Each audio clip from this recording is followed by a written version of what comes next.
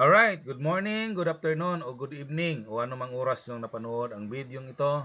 Welcome sa ating channel, Matuto Dapat, sapagkat ang kaalaman ay isang mahalagang kayamanan. Sa oras na ito, pag-aralan natin the measures of central tendency for group data. Last time, pinag-aralan natin yung ungrouped data.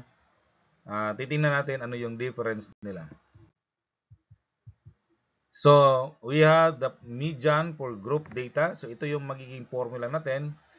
The median X curl is equal to LCB median plus N over 2 minus less than CFB divided by the frequency of the median times the width, no, of the class interval.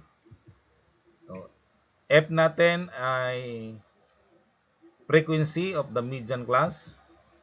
Ang ating LCB med o the lower class boundaries of the median class. Less than CFB, less than cumulative frequency below the median class. H natin is width of the class interval. Ito naman ang formula ng mean. Kx bar is equals to the summation of fx divided by n, where f the frequency, ang x natin the midpoint or class marks, ang capital N ay total number of observations. Ito naman ang formula natin for group data ng mode. X hi-hats equals LCB mode plus delta 1 divided by delta 1 plus delta 2 times H. Ang ating LCB med, so lower class boundaries of median class, less than CFB, less than cumulative frequency below the median class. Ang ating delta 1 ay frequency ng modal class minus frequency before. Delta 2, frequency ng modal class minus the frequency after. Ang H natin ay width of the class interval. Example 1. The table below shows the data from the scores in mathematics quiz taken last month. Determine the mean, median, and mode of the score based on the given data. So we have the first column is the scores. At ang interval natin ay 19 to 19, then 20 to 29, and hanggang sa 80 to 89.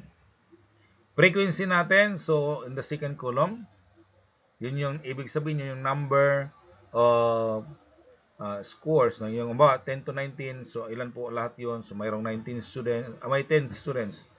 Okay, got that scores. So, paano kunin natin ang class mark? So, the midpoint is the midpoint of the class interval. Okay? Ito ang lower limit, ito ang upper limit.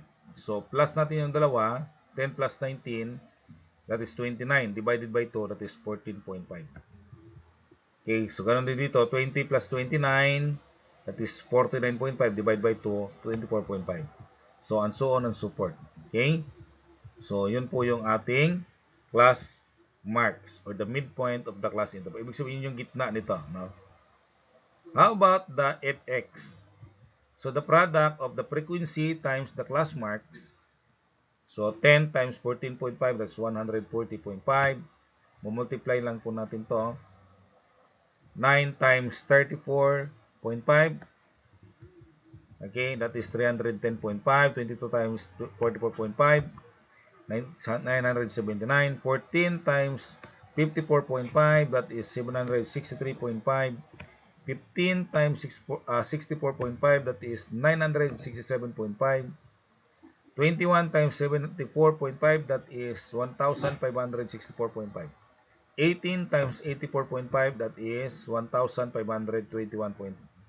And then total natin ay 6,516. So, to solve for mean, ang formula natin is x bar is equal to the summation of fx over n.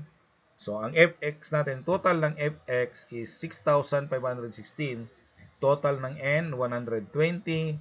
So, pag i-divide natin, that is 54.30. Yun yung mean natin. Next, ang sunod natin kailangan ay yung median naman. So, bago nyan, kukunin muna natin ang lower class boundary. Paano po natin kukunin ang lower class boundary? The lower limit minus 0.5. So again, itong column na ito yung ating lower limit. Okay? So ma-minus natin sa 0.5. So that is 9.5. Okay, tapos ito, that is 19.5. And 30, that is 29.5. 39.5. 49.5. Okay, ito 60 minus 0.5, so 59.5, 69.5 ito. Then sa 80, 79.5. So ma-minus lang natin ng 0.5 dito, no? Ito. How about less than CF? Okay, ang less than CF, okay, ang counting natin is this the cumulative frequency. Ibig sabihin mag-a-add up yung ating frequency. Dahil less than, mag-start tayo sa lower interval. Okay, o the lowest interval. Doon po tayo mag-start ng counting. Ito ang lowest interval. Ito yung malaki. Ito yung lowest. And ang kanyang frequency dito ay 10. So, we have 10. Tapos, i-plus natin tong 11 sa sunod. So, 21. Plus natin yan 9 kasi cumulative to. So, 21 plus 9, so 30. Plus yung 22, so 52. Plus 14, 66. Plus 15, 81. Plus 21, 102. Plus 18, 120. So, dapat ito, 120 at saka ito dapat magpantay sila. No? Dapat equal yon. Okay? Now, this is the formula to solve the median. X curl, no, is equal to LCB of the median class plus the quantity of n over 2 divided minus less than CFB divided F times H. So, para makuha natin si median class, saan ba siya located dito ang median? Although, bandang gitna siya. Pero titingnan natin. Ang gagawin natin, we have to divide ito muna, n over 2. So, n over 2 is the position of the median. So, 120 divided 2, and that is 60.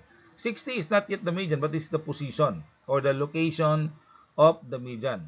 Okay? So, paano natin makita yung 60? Saan po siya natin hanapin? Dito natin hanapin sa less than CF. Ano po bang ibig sabihin ng 10? Ang 10 ay from 0.01 hanggang 10. Ito naman, pag lampas ng 10, 10.01 hanggang 21, dito naman. Pag lumampas ng 10. Pag lumampas ng 21, dito na tayo sa 30.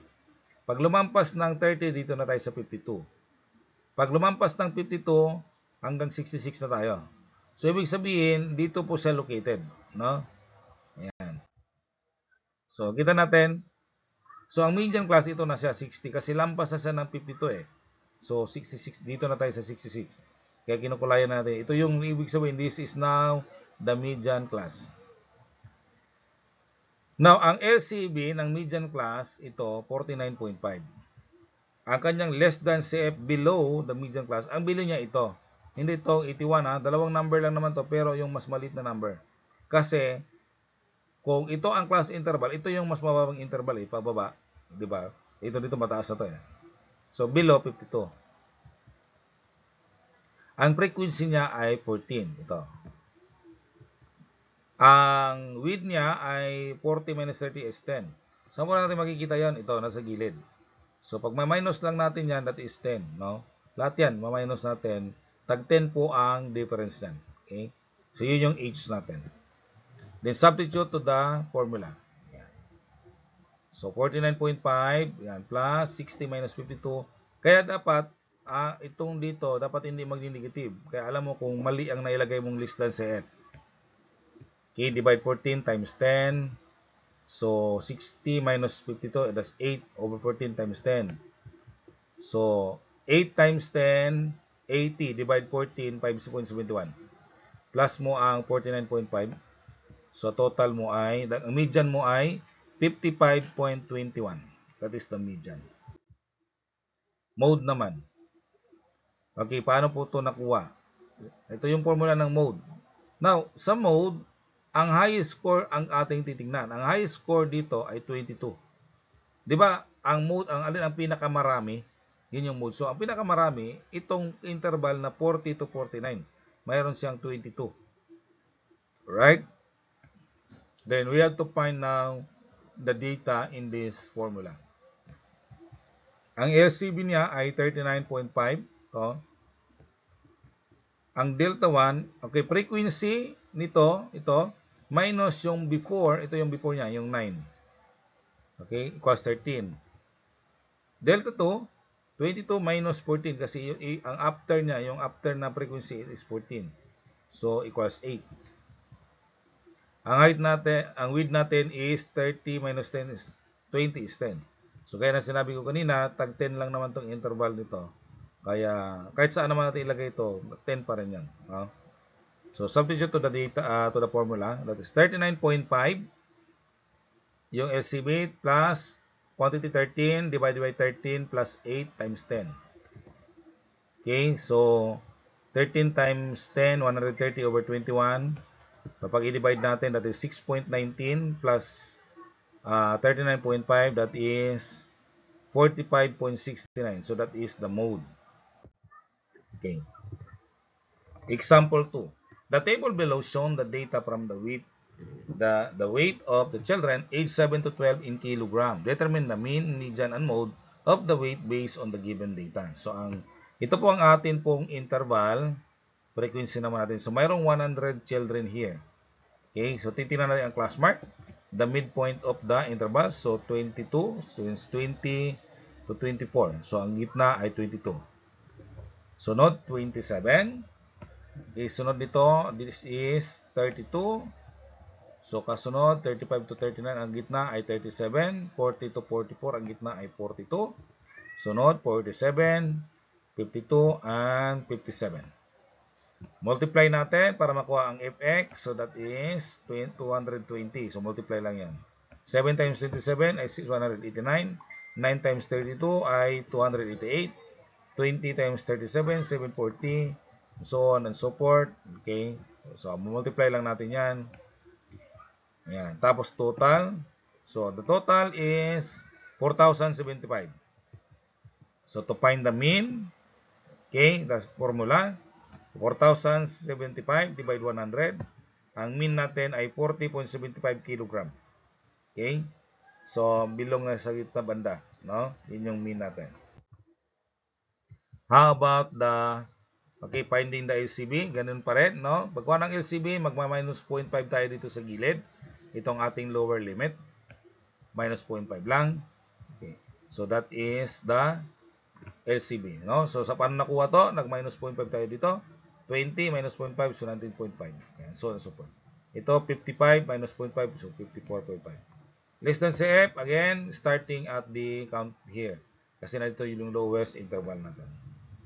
So, 10 plus 70, 7, 17, plus 9, 26, plus 20, 46, plus 10, 56, plus 22, 78, plus 14, 92, plus 8, 100.